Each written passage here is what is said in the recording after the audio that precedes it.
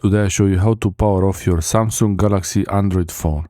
This is the Samsung Galaxy S23 Ultra, and most of the phones will have the similar button layout. You have the power button on the right side of the phone and the volume up and down.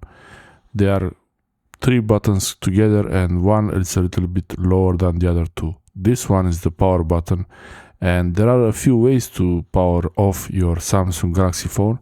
These are the volume buttons and that's the power button. You could use only the power button if you don't have Bixby enabled. And if you have Bixby enabled, you can actually change the function of the power button. Instead of showing the Bixby wake up, you can go to settings and search for side button function, and here choose the power menu.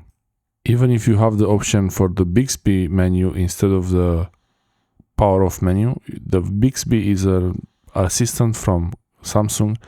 You can use a voice command for that, and you can ask it to shut down the phone, but the simplest way is to use the power off button, the power button, as usually this is what we would normally use.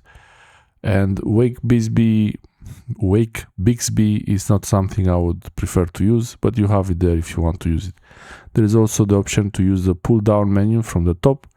From the top of the phone, you can choose the power off option, and you get the same screen here. Whichever method you use to power off the phone, you would use that screen, you would have it. You can also press the power button and the volume down button at the same time, but a long press. If you do a short press, it will take a screenshot of the current screen. So from here you press on power off and you wait for the phone to power off. This is useful if you're going to the plane and you want to save the battery. Thanks for watching.